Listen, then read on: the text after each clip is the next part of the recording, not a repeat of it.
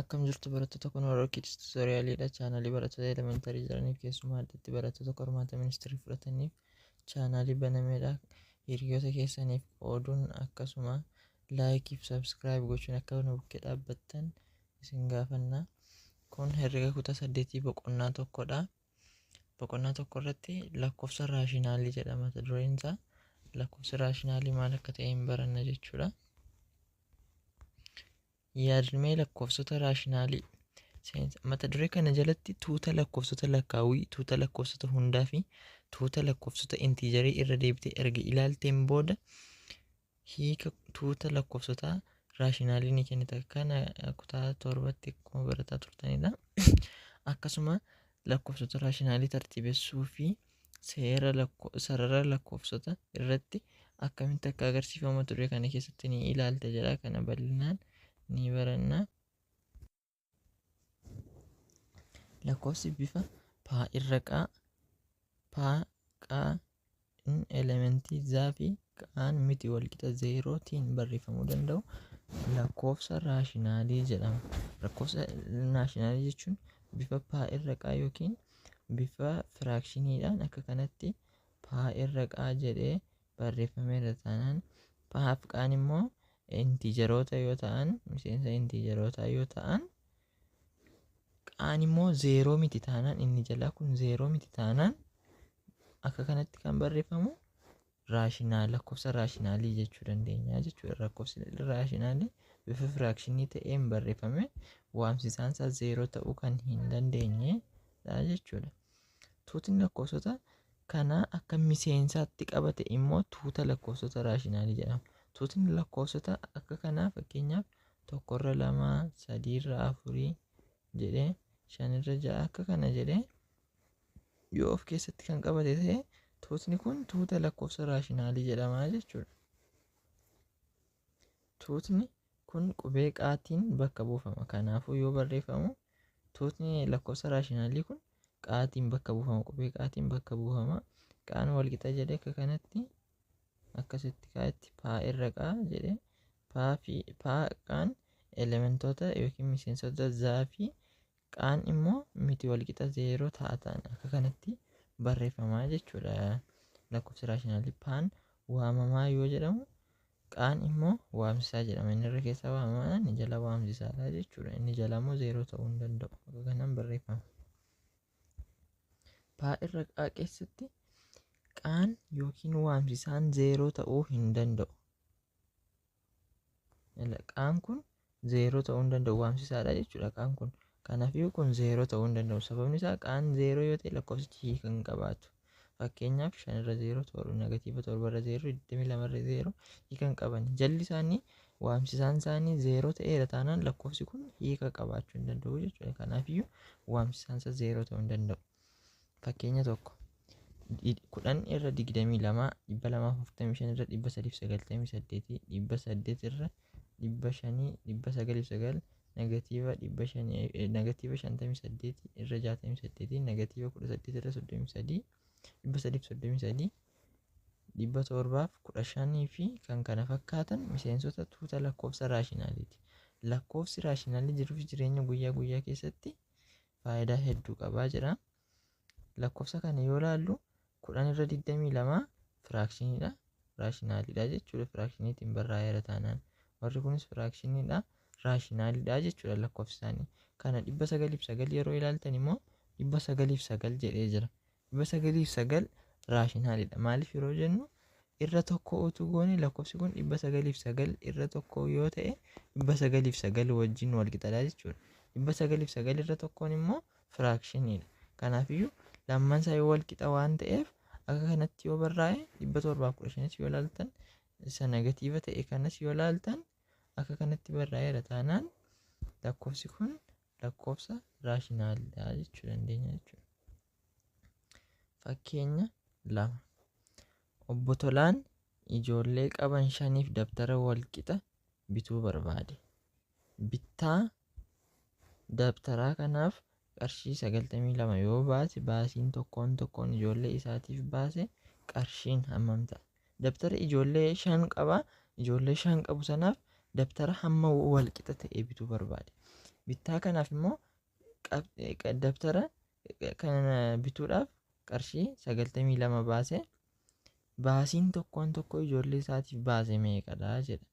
Hunda isaaniif 99 baasee jechuudha. Dabtara hunda isaaniif bituuf, shanan isaaniif bituuf 92 baase. Tokkoon tokkoon isaaniif meeqa baasee jedha.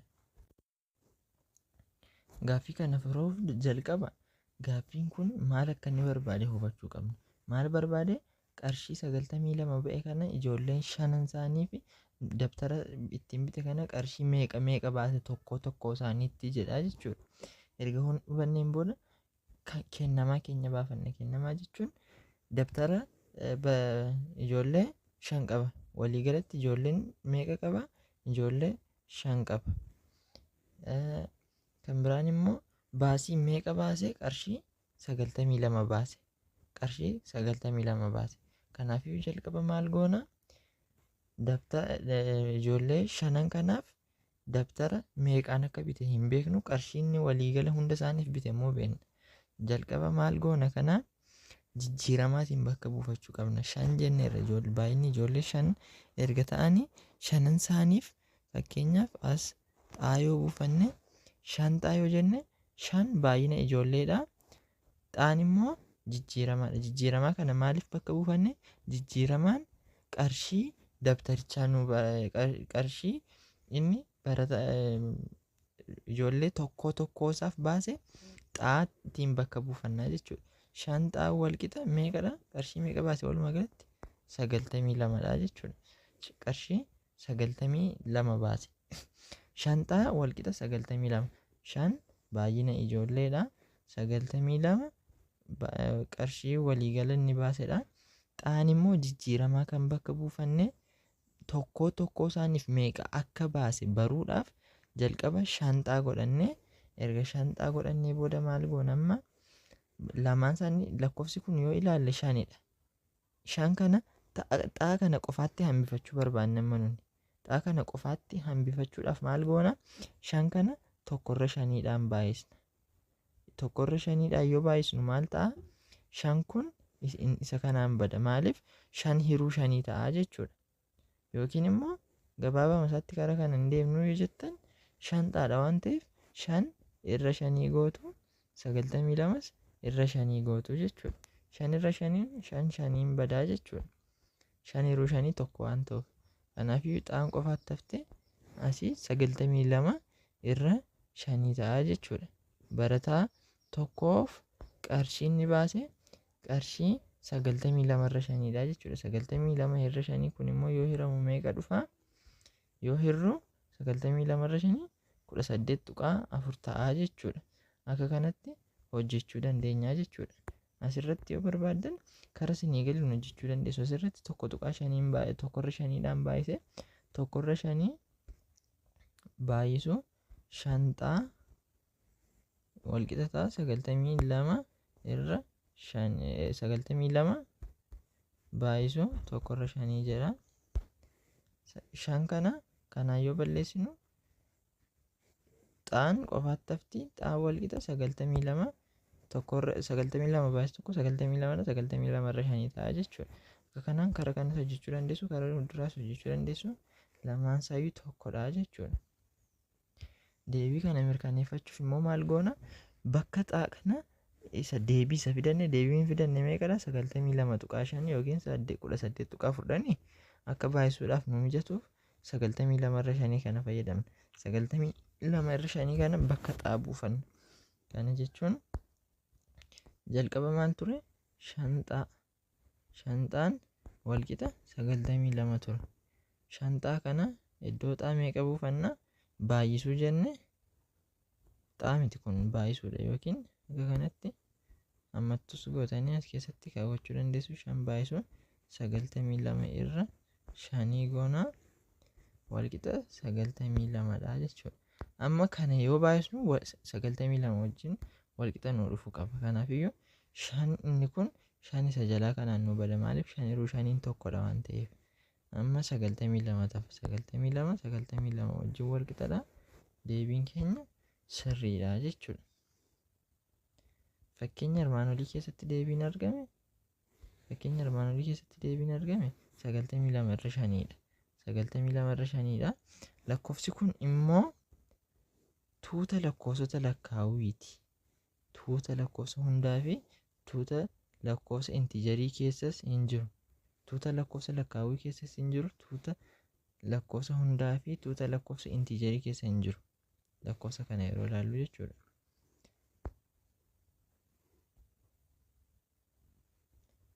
Rakkoo kana furuuf tuuta lakkoofsota biraatu nu barbaachisa.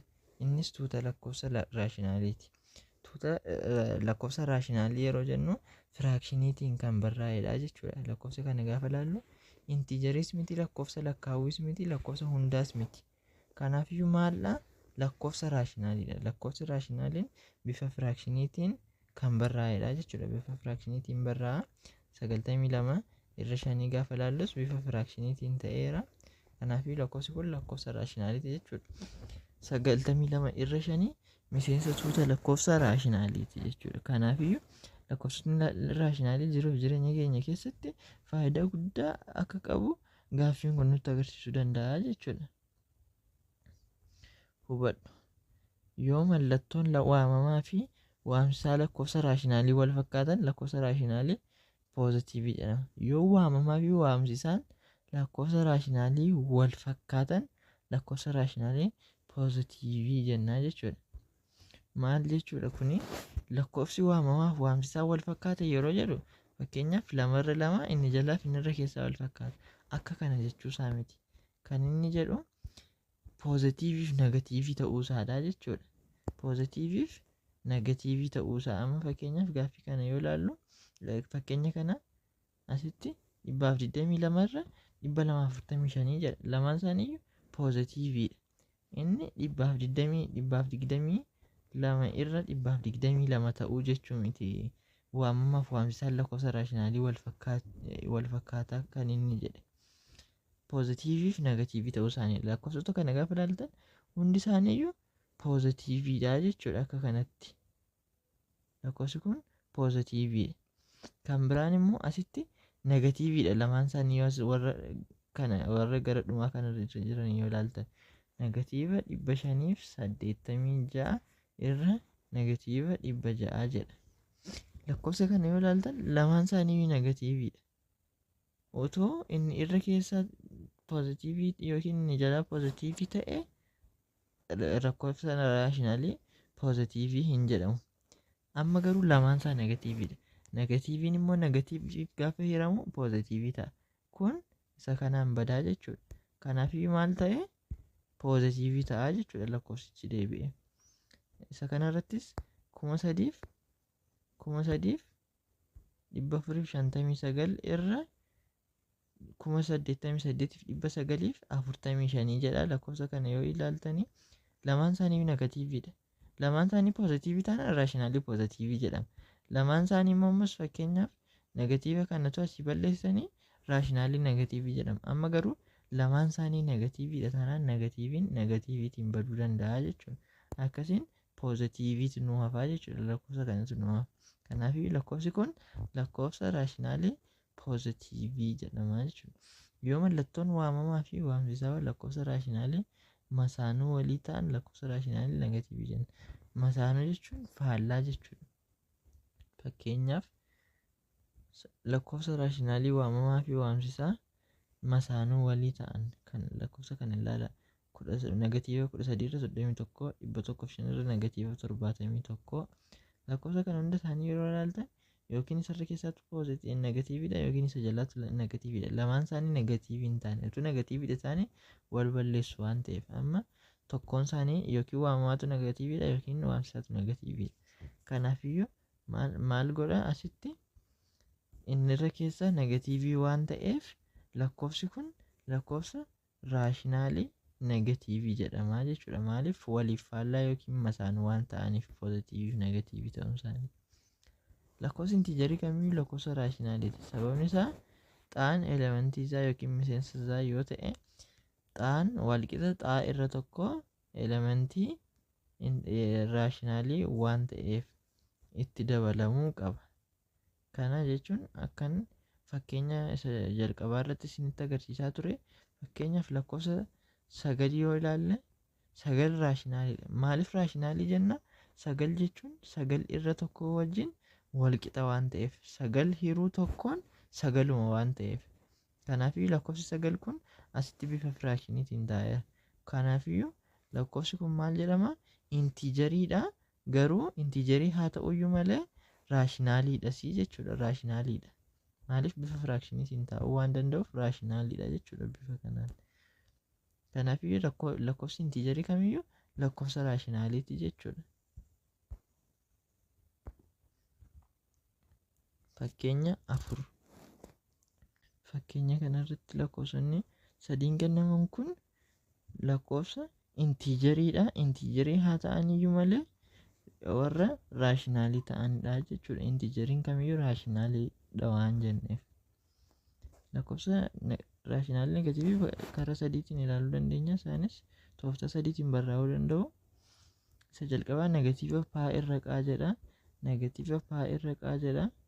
Negatiiva paa irra qaa jechuun akka kanatti negatiiva 22 irra 36 goone negatiiva ishee immoo fuuldura lakkoofsa lamaan gidduutti barreessinaa jechuudha. Inni lammaffaan immoo negatiiva lakkoofsa irra keessaatti barreessina akka kanaatti. Negatiiva lakkoofsa irra keessaatti yoo barreessinu isa kana wajjin wal qixadhaa jechuudha lamaan isaa. Negatiiva kana immoo isa jalaa yoo goonu isa jalaa irrattis barreessuu hin dandeenya jechuudha. Akka kanatti iddoo hundatti yoo barraa'e lakkoofsi kun negatiivii ta'uusaa waan nuuf ibsuuf karaa 3 kanaan barreessuu dandeenya jechuudha. Karaaleen 3 armaan olii hunduu waanuma tokko ibsu. Waluma qixadhaa jechuudha 3 isaaniiyyuu.